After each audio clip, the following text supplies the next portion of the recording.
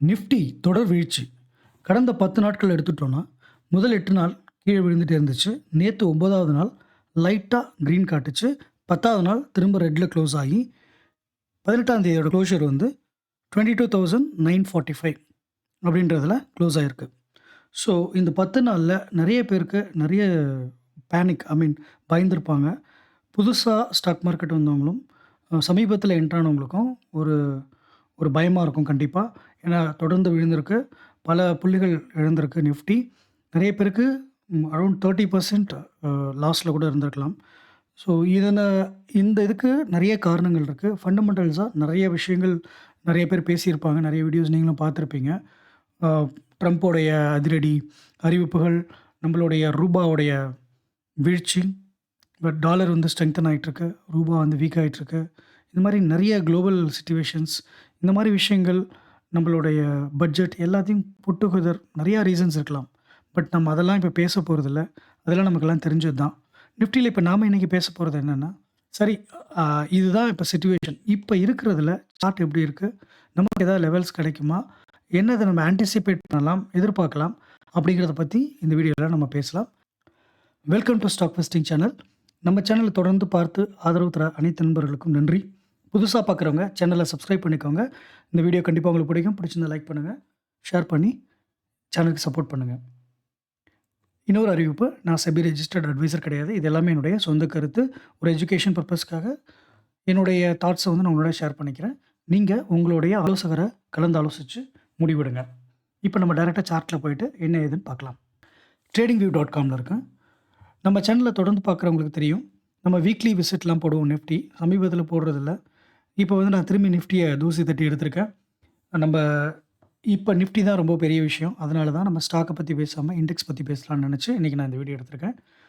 So இப்போ பார்த்தீங்கன்னா, இது நம்ம பழைய சார்ட், முன்னாடி போட்ட சார்ட் தான். இந்த சார்ட்ல தான் இது ட்ராவல் ஆயிட்டு இருந்துச்சு. இப்ப ஒரு ஒரு ஓவர்வியூ பார்த்துருவோம். நம்ம வந்து இங்க 2023 அக்டோபர், இப்ப 24 அக்டோபர், 1 வருஷத்துக்கு முன்னாடி நம்ம இது பேசியிருந்தப்ப ஒரு ஃபிளாக் பொசிஷன்ல போயிட்டு இருந்துச்சு. நல்ல அப் ட்ரெண்ட். அதுக்கப்புறம் இதுதான் என்னோட சீலிங்கா இருக்கும் அப்படின்னு நம்ம சொன்னோம். அத மீறி போச்சுன்னா இது அப்பர் சீலிங். திரும்ப இந்த சீலிங்க்குள்ள ட்ரேட் ஆகும்னு சொன்னோம். வந்தது. இந்த லைன்க்குள்ள வந்து திரும்பி வெளிய வந்துருச்சு. So it's a very big fall. அதுல எந்த மாற்று கருத்தும் இல்ல. இப்ப நம்ம இந்த லெவல்ஸ் பழைய லெவல்ஸ். இப்ப நாம இன்னைக்கு இருக்கிற சிட்யூவேஷன்ல என்ன பண்ணலாம் அப்படிங்கிறத தான் பார்க்க போறோம். இப்ப நம்ம வந்து கிட்ட ஜூம் பண்றேன் பாருங்க. கடந்த 10 நாள் இப்ப நம்ம பேசின மாரி, இந்த கடந்த 10 நாள் பார்த்தீங்கன்னா, 10 கேண்டில்ஸ் நீங்க பார்த்தீங்கன்னா, தொடர்ந்து 8 நாள் விழுந்திருக்கு. அதுக்கப்புறம் நேத்து, அதாவது 17 பிப்ரவரி லைட்டா கிரீன் ஆயி, 18 பிப்ரவரி ரெட்லயே க்ளோஸ் ஆயிருக்கு. இப்ப இந்த இது பார்த்தீங்கன்னா, இதுல நான் 2, 3 லெவல் சொல்றேன். அத மட்டும் வாட்ச் பண்ணுங்க. இப்ப நான் கொஞ்சம் நல்லா ஜூம் பண்ணி காட்டுறேன். மொபைல்ல பார்க்குறவங்க கொஞ்சம் ஜூம் பண்ணி பாருங்க. இப்ப இந்த சமீபத்திய ட்ரேடிங்க பார்க்கலாம். இப்ப 27த் ஜனவரி, 17த் பிப்ரவரி இந்த 20 நாட்குள்ள பார்த்தீங்கன்னா, 10 நாள் ஏறி 10 நாளு கீழ வந்திருக்கு. இது வந்து ஒரு ஆம் ஏ ஷேப்பு ஓகேங்களா? அப்படியே இன்வெர்ட்டட் வி அப்படின்னு வச்சுக்கலாம். இது மேலே ஏறி அப்படியே இறங்கியிருக்கு ஒரு மலை மாதிரி. இப்ப இந்த இடத்துல வந்து நமக்கு ஒரு சின்ன சப்போர்ட் தான். இத நம்ப வேண்டாம் ஆனா. இந்த இந்த லைன் பார்த்துக்கோங்க. 22,750 இந்த ரேஞ்ச் வந்து ஒரு சின்ன சப்போர்ட். இது வந்து திரும்ப இங்க வந்து மோதி எடுக்குமா? அப்படிங்கிறதுக்கு நம்ம எதுக்காக நம்ம இந்த இடத்துல சின்ன சப்போர்ட் சொல்றோம்னா, 1, 2, 3, 4 நாட்கள் இந்த 10ல 4 நாட்கள் இது கிட்ட வந்து வந்து போயிருக்கு. இதுக்கு முன்னாடி இங்க தான் சப்போர்ட் எடுத்து கொஞ்சம் மேல போச்சு. இப்ப நம்ம என்ன சொல்றோம்னா, இந்த இடத்துல சப்போர்ட் எடுத்து அப்படியே மேல போகும் அப்படின்னு நம்ம சொல்ல முடியாது. இதையும் உடைச்சு கீழ வரதுக்கு வாய்ப்புகள் நெறைய இருக்கு. இப்ப இது வந்து ஒரு வீக்லி கேலண்டர்ல போட்டீங்கன்னா, உங்களுக்கு நல்லா தெரியும். இது வந்து செம்ம ஃபால் ஆக்சுவலி. ஓகே. இப்ப இந்த இத நீங்க கன்சிடர் பண்ணிட்டு டேல போனீங்கன்னா, உங்களுக்கு பாருங்க, உங்களுக்கு வந்து இன்னும் வந்து இந்த இடத்துல ட்ரையாங்கிளும் இந்த ஃபார்ம் ஆறதுக்கு வாய்ப்பு இருக்கு. உங்களுக்கு இதுக்குள்ளேயே இன்னும் தடுமாறுறதுக்கு நெறைய வாய்ப்புகள் இருக்கு. நிஃப்டி இப்படி இப்படி தடுமாறுறதுக்கு வாய்ப்பு இருக்கு. அப்படி இல்லன்னு சொல்லும் பட்சத்தில், உங்களுக்கு இத பிரேக் ஆச்சுன்னா 22,700 இது ஒரு லெவல்ஸா நீங்க மனசுல வச்சுக்கணும். இப்ப 100 பாயிண்ட் கூட இருந்தாலும், திரும்ப வரதுக்கு வாய்ப்பு இருக்கு. இதான் ஃபர்ஸ்ட் பாயிண்ட். செகண்ட் பாயிண்ட், இந்த 22,750 வந்து ஒரு அ நோட்டபிள் லெவல். இல்லன்னா நீங்க ஒரு ஏற்கனவே லாஸ்ட்ல இருக்க ஸ்டாக்ஸ கொஞ்சம் கொஞ்சம் ஒரு கொஞ்சம் கொஞ்சமா நெறைய வாங்காம, கொஞ்சம் அக்குமுலேட் பண்ணி ஆவரேஜ் பண்றதுக்கு இந்த லெவல்ஸ யூஸ் பண்ணலாம். ஆனா, இன்னைக்கு இருக்கிற மார்க்கெட் ட்ரெண்டுக்கு இது இன்னும் கொஞ்சம் கீழ இறங்குறதுக்கும் வாய்ப்புகள் நெறைய இருக்கு. அதாவது 22,750யும் உடைச்சுட்டு கீழ வரதுக்கு வாய்ப்பு இருக்கு. அப்படி வந்துச்சுன்னா, என்னோட கணிப்புப்படி it will go up to 21,800 level. இப்ப என்ன பொறுத்தவரைக்கும் இந்த 21,800 தான் ஒரு ஸ்ட்ராங் சப்போர்ட்ஸ் லெவலா இருக்கிறதுக்கு வாய்ப்புகள் இருக்கு. அதாவது இங்க வந்துட்டு கூட திரும்ப இது ரிவர்ஸ் எடுக்கும். அப்படின்றது என்னுடைய அனுமானம். இப்போதைக்கு இருக்கிறது எல்லாமே ஒரு ஒரு இன்டர்மீடியேட் லெவல், இல்லன்னா ஒரு ஃபால்ஸ் லெவல் அப்படி கூட இருக்கலாம். இங்க எடுத்தா உண்டுங்க. அப்படி இல்லன்னா, இது இதுவரைக்கும் கீழ வரதுக்கான வாய்ப்புகள் நெறைய இருக்கு. இன்னும் நிஃப்டி வந்து சரிஞ்சு வருவதற்கு வாய்ப்பு நெறையாவே இருக்கு. அப்படிங்கிறது தான் என்னுடைய கெஸ். ஸோ இந்த 21,800 நம்ம ஏன் எடுத்திருக்கோம் அப்படின்னு பார்த்தீங்கன்னா, இந்த கடந்த காலத்தில பார்த்தீங்கன்னா, இங்க வந்து ஒரு நல்ல ஒரு சப்போர்ட் ஜோன் இருந்திருக்கு. ஒரு 4-5 டைம்ஸ் வந்து இங்க நல்ல சப்போர்ட் இருந்திருக்கு. இத உடைச்சா மட்டும் தான் திரும்பி இந்த இந்த சைட் சேனல் இருக்குல்ல, இதுக்குள்ள போறதுக்கு வாய்ப்பு இருக்கு. ஸோ நம்ம கணிப்புப்படி இது கீழ வந்தால் இங்க வரும். இல்லன்னா இந்த 22,700 சரிங்களா? இதுதான் நம்மளுடைய லெவல்ஸா நம்ம வந்து இப்போதைக்கு கன்சிடர் பண்ணணும். அதாவது இங்க 22,750 இது ஒரு லெவல். ஓகே. அடுத்தது 21,800 இப்ப இதுக்கு கீழ வர்றதுக்கு நெறைய வாய்ப்பு இருக்கு.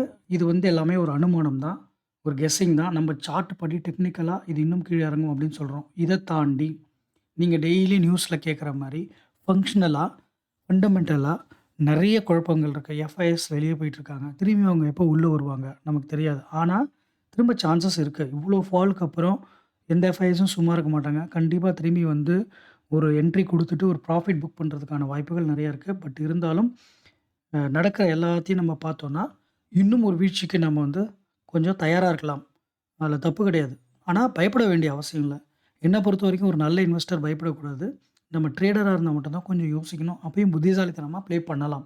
பட் வந்து இந்த வீடியோ வந்து ஒரு இன்வெஸ்டருக்காக ஏற்கனவே ஸ்டாக்ஸ் வச்சிருக்கவங்க, நிறையா மைனஸ்ல இருக்கவங்க, என்ன பண்றதுன்னு தெரியாம ஒரு பேனிக்ல இருக்கவங்க, especially mid caps and small cap நிறைய போர்ட்ஃபோலியோ இருக்கவங்கலாம் கொஞ்சம் பயம் ஒரு இருக்கும். அந்த பயத்தெல்லாம் தள்ளி வச்சுட்டு கொஞ்சம் பிராக்டிகலா திங்க் பண்ணுங்க. மார்க்கெட் அப்படியே கீழ போயிட்டே இருக்காது.